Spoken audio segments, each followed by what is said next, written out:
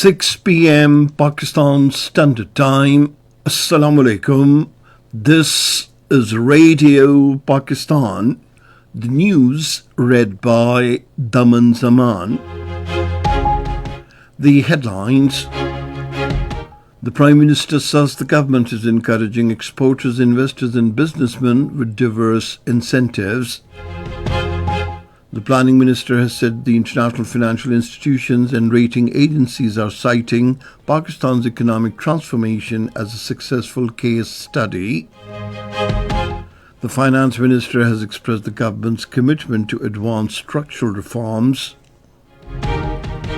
India has unveiled the so-called anti-terror policy, raising concerns of further constricting right to self-determination movement in the Indian illegally occupied Jammu and Kashmir. At the United Nations Security Council, Pakistan has reiterated support for the resolution of the Ukraine conflict through dialogue.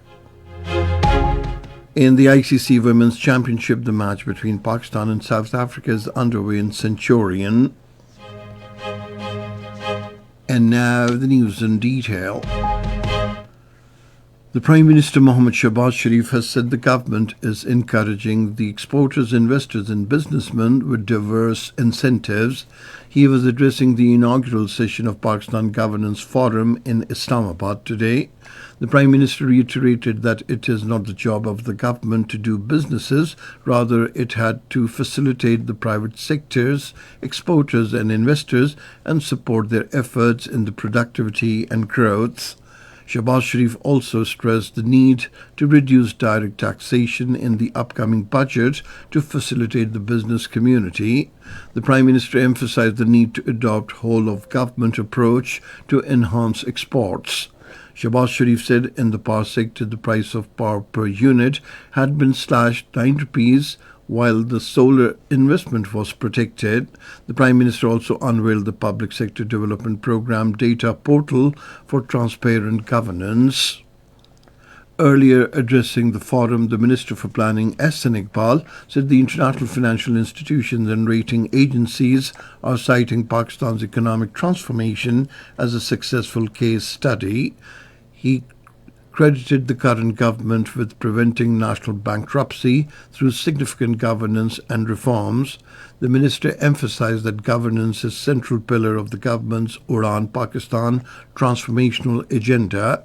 He said Pakistan possesses the potential to reach $1 trillion economy by 2035 if the nation utilizes its full capabilities. The Finance Minister Mohammad Aurangzeb has reiterated the government's commitment to advance structural reforms and improve governance frameworks.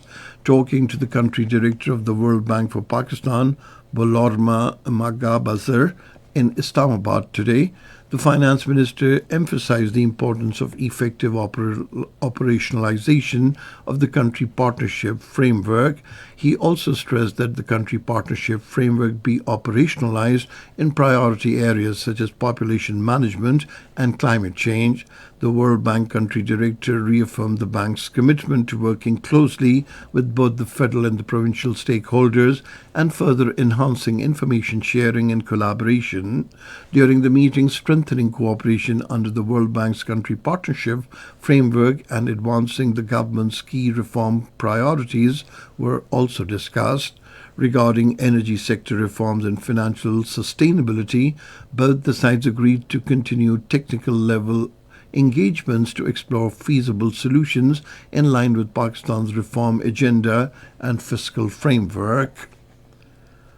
Italy will issue 10,500 work visas for Pakistan's skilled labour force. This was announced by the Italian Interior Minister Matteo Piantedosi during meeting with the Interior Minister Mohsen Naqvi in Rome. The Italian Interior Minister said the two countries will enhance mutual cooperation to promote legal migration. He said Pakistani diplomatic passport holders will be exempted from Italy's visa requirements. Matteo Piantedosi expressed readiness to expand cooperation with Pakistan in areas of mutual interest. Mohsen Naqvi informed his Italian counterpart about Pakistan's Pakistan's effective measures to prevent illegal immigration.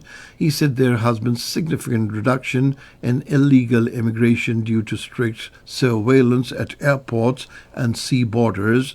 The meeting focused on enhancing cooperation in combating drug trafficking, human smuggling, and terrorism. Pakistan-Saudi Arabia bilateral relations are touching new heights with the support of the Special Investment Facilitation Council. Following the landmark defense agreement, the two nations are now moving toward a strategic pact intended to add a new dimension to their economic cooperation. The Saudi ambassador Nawaf bin Said Ahmad al-Maliki has said both the countries are preparing for a significant strategic project vital for their economies. Pakistan and Saudi Arabia have already signed 34 memoranda of understanding valued at $2.8 billion in the recent years. The Minister for Information Technology and Telecommunications, Shahza Fatma Khwaja, says the government is actively working on a cashless economy agenda. Talking to the media in Islamabad today, she said digital inclusion is being used to formalize informal economy, which will ultimately increase the GDP and improve tax collection. She said the government is also promoting paperless governance, which is already active in major institutions.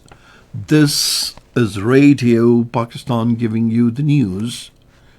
India has unveiled its so-called anti-terror policy titled Prahar, raising concerns that the move will further constrict the right to self-determination movement in the Indian illegally occupied Jammu and Kashmir. According to the Kashmir Media Service, human rights observers warned that it will be used to criminalize legitimate political dissent, particularly in Kashmir. Meanwhile, the civil society of the Indian illegally occupied Jammu and Kashmir has written to the United Nations Human Rights Council chief, highlighting the deteriorating health of jailed Hurriyat leader Mushtaqul Islam, who has lost his sight due to the alleged medical negligence at jail in Jammu. Pakistan has reiterated support for resolution of Ukraine conflict through dialogue and diplomacy. Speaking at the United Nations Security Council briefing on Ukraine, Pakistan's permanent representative to the United Nations, Asim Iftikhar Ahmed, said the rising human suffering from this conflict is deeply concerning. The ambassador expressed the hope that all sides would make full use of the ongoing diplomacy and demonstrate genuine political will. Asim Iftikhar Ahmed said Pakistan will continue to support all initiatives aimed at bridging the divide and promoting a Pacific settlement. Pakistan has called for intensifying efforts to strengthen child protection in areas under foreign occupation by addressing the root causes of conflicts and resolving them through peaceful means. These remarks have been made by the first secretary at the Pakistan mission to the United Nations, Zulfikar Ali, at the United Nations Security Council meeting in New York. He said countless children have been killed or scarred for life in occupied Palestinian territory of Gaza and the West Bank. The secretary regretted for omitting the plight of children in the Indian illegally occupied Jammu and Kashmir, which was previously documented in the reports of the United Nations chief. Qatar has welcomed the ceasefire agreement between the Syrian government and the Syrian Democratic Forces. Addressing the United Nations Human Rights Council in Geneva, Qatar's Minister of State for International Cooperation, Mariam bint Ali bin Nasser Al Misnath, termed it as an important step for strengthening security, stability, and territorial unity of Syria. She also called for unhindered delivery of aid and the opening of all crossings in Gaza. And now cricket, the second one-day international of the ICC Women's Championship between Pakistan and South Africa is underway in Centurion. Earlier, Pakistan won the toss and chose to field. And finally, the weather report. The Met Office has forecast mainly dry weather in most parts of the country during the next 12 hours, while cold conditions are likely in hilly areas during night.